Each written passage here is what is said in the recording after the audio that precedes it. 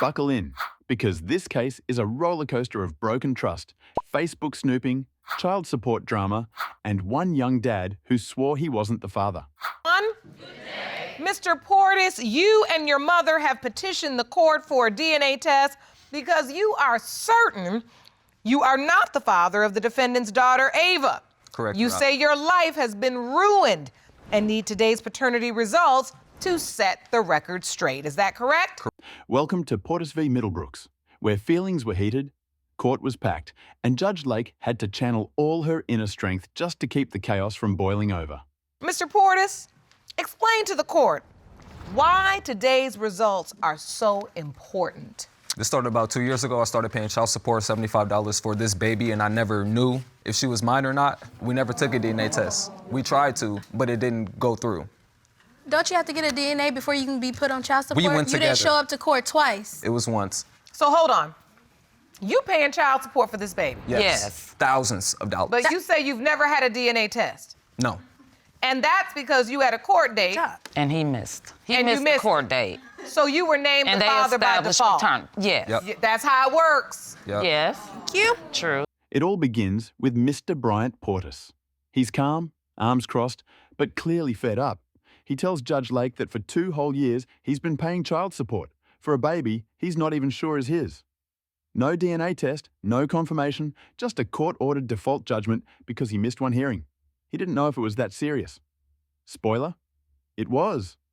Miss Jasmine Middlebrooks, the child's mother, is here too, and she's over it. Tired of the denial, tired of him ghosting their daughter. She says once the results come out, and she's proven right, Portis better step up or step out. She brought her aunt to back her up, and trust us, that aunt came ready. So what went wrong? Tell me about the nature of your relationship with Mr. Portis. Were you boyfriend and girlfriend? We started talking first and then eventually started dating. It happened fast. So. At what point did you find out you were pregnant? A few months later. But when she got pregnant, we stopped talking. So like we weren't talking at the time that she got pregnant. Like we weren't talking. But when after the fact that she got pregnant, she had hit me up and was like, "Hey, I'm pregnant and be prepared for child support." We were definitely and all this together. other We were stuff. definitely together. No, I we called you after I got the text. No, we weren't, because I found out that she had another boyfriend. Okay, wait. How did you find out she had another boyfriend? Because I looked on her Facebook and I seen her with this dude. And I'm like, who is this? And then she like, somebody I used to talk to, but he was still in the picture. According to Portis, when she got pregnant, they weren't even talking anymore. He says they had a thing, but it fizzled. And then boom, a text comes in. "I'm pregnant. Get ready for child support." Yikes. Jasmine claps back immediately. She says they were together. She didn't just drop that text out of nowhere. And he's twisting the truth because he saw a picture of her with an ex on Facebook and got jealous. And oh, that ex? Yeah, he plays a huge role in this mess. How did you know that? Because of, after she got pregnant, a letter she sent them. Wait a minute. I sent the guy a letter telling him that I was pregnant, letting him know what was going on. Hold on. Wait a minute. This is exactly why young people don't have no business making babies. I agree. You can't even tell the story to make no sense. Right. Miss Middlebrooks, what was your relationship with this other guy? We were dating. When? Before Bryant Portis. So you dated him before you dated Mr. Portis? Yes. But when you met And Mr. then he went away and we broke up. He went away, you all broke up, then you started dating Mr. Portis? Yes. How soon after? Portis says that after she got pregnant, he found out she was still in contact with her ex. Even wrote him a letter. Yep, a handwritten letter saying she was pregnant and telling him what was going on. That's when Portis's trust fell through the floor. Judge Lake pauses everything and hits the brakes. If you are messing with 2 guys that close together, of course, there's going to be doubt. Middlebrooks tries to explain. She says she sent that letter out of respect just to inform the guys she used to be with. But here's the thing. When her aunt is questioned about who Jasmine said the father was, she says the ex. I took her to the hospital. She found out she was like a month pregnant. The other guy that they talking about, a letter did go out to him, and she told him that she was pregnant and he's not the father. We didn't know anything about this guy here. We only knew about the other guy at the time. Found out she was pregnant. Yes. Who did she tell you the father was? At the time, the only person I knew was the ex. No, I didn't ask that. That's not what I asked. Who did she say the father was? She said the ex. Okay, I already knew that. Son. I said the ex. But I thought it was my son all along. No. But it doesn't stop there. Too, but he wanted nothing to do with her. Did you go to doctor's appointments? No. No. He had nothing to do with She the pregnancy. wasn't Who was communicating with She with wasn't my communicating son. with my family at all. She wasn't talking to us or nothing like that. I Every was time gonna she go would to talk any to us, she would be appointments disrespectful. or any of that. Yeah. She was not even That's the talking only to time my she would son. talk to us. She would be Who was disrespectful. with you Texting my at mom. the birth? Lying. Hold on. Who was with you at the birth? My ex Middlebrook? was. He stepped up.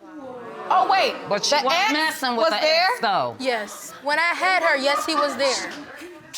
So he was away, and then by the time you had the baby, he was home. Yes. And he was at the hospital. Yes. But you gave And my you son say he opportunity. stepped up. Yes. What? But he, Your son wanted nothing to do was with me holding or her the pregnancy. and all that. You do not know. You're not your son. I I'm wasn't not in your communicating with business, you. but I'm I'm his communicating with your mom. son. Portis reveals he wasn't even at the hospital when the baby Ava was born. Instead, the ex was. He held the baby. He was there for the birth. So it's no wonder Portis assumed the ex was the dad. Ex that she was dealing with had contacted me on Facebook. okay. And what did he say? Now I'm starting to understand what's happening here. He was What like, happened? He was basically saying like, yo, Bryant, Jasmine, does she have you on child support and stuff like that? And I'm like, yeah, she does. She's been having me on child support. He was like, well, that's crazy because I'm taking care of her too.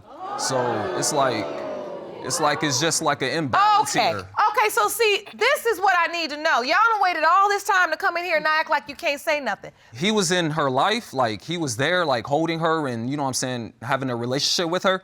But you were the But one I on was the one child paying support. the child support. And then, just when you think we've reached the top of this drama mountain, Jasmine's ex, the same guy who was at the hospital, contacts Portis on Facebook.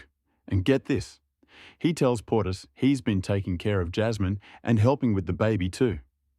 Meanwhile, Portis is paying child support the whole time. A whole year after Ava was born, Portis gets hit with a summons. He's being put on child support. No warning, no conversation, just papers. Now he's stuck paying for a baby he's seen, maybe, 4 times. Grandma Sheila Portis's mom has never met the child at all. You let your ex raise the baby? Ava's too. Is he like he was at the hospital? You let him raise her? Yes. Mr. Portis, I want to understand from your vantage point what's happening. She's pregnant. The ex is there. You're just thinking the ex is the child's father. Do you have any contact? Are you calling to check in? What is your relationship at that point? You just completely moved on? They weren't talking. We weren't talking. She told me to stop talking to her, don't talk to And them, you knew stay nothing away. until you got Don't- that summons, which is a year after Ava was born. Correct. So this child you've been paying child support for. Only seen her 4 times in my life. And I've never seen the baby. But I'm supposed to step up and be a grandmother. I didn't ask you to step up. I want Brian to You the DNA you test messaged my phone talking about What well, do I you're need some you type to of step grandma up and for? this and that What and do the I other. need? Yes, How can I because be a you're not grandmother encouraging to him a to get the baby I've DNA never test even done. seen. As his mother, you should encourage him to get the test done. I did. Not continue to. You backed out. I did. You This didn't is encourage my You son. backed out. Lord. Your Honor, this is the thing. Girl. If he was put on child support, why you didn't just go back to the courts, file the paperwork, and take her to court? Bro, you're But not do you real. understand, Ms. Middlebrooks, when you didn't show up to court, whether you wanted to do it or not, that just fueled his doubt even further. Yes, that I she's understand. trying to avoid something. She's got something to hide. I understand. She doesn't want to come clean. I understand. It like just when he kept didn't show the up to child wheels- support court. I'm sorry? Just like when he didn't show up to child support court. That's me you scared, you running. That's how I felt. No, I wasn't Running. Your He Honor, was can I at say something? work. Wasn't running. You can't call Me off- not being you can't call experienced, for work for one me not day. being experienced with court and everything I like that. was telling my I didn't son know that to I was go going to be to defaulted court, as the dad if I 'cause didn't that go. was what was I was gonna in training. happen. I was in training for management, and I didn't know that, like, you know what I'm saying, if I was to miss court, it was going to be this big of a situation. Oh, yes. Now I know. Yes. But Jasmine says she didn't stop him. He never reached out. Sheila says Jasmine never let her son see the baby and never brought the baby around. Then comes the moment when Judge Lake really mentions that if you name someone as the father and don't show up to court, that adds to the doubt. That makes it worse. We're here now. With all of this drama, there's still a very real possibility you're Ava's father. Yes. And if you're not, you may not be able to get yourself off child support because you all may have waited too long. That is the court's decision. And the court will follow what is in the best interest of the child. Sometimes we have to learn lessons the hard way. You're right, Your Honor. It's messy, it's emotional, and it's time for the truth. These results were prepared by DNA Diagnostics, and they read as follows. In the case of Portis versus Middlebrooks. Judge Lake opens the envelope. The room goes silent. 2-year-old Ava Middlebrooks. It has been determined by this court. Mr. Portis, you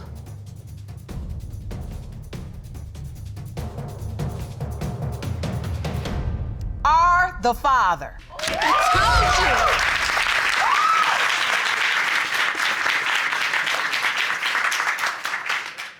You are Ava's father. Thank you, Your Honor. That is your beautiful little girl. Appreciate it.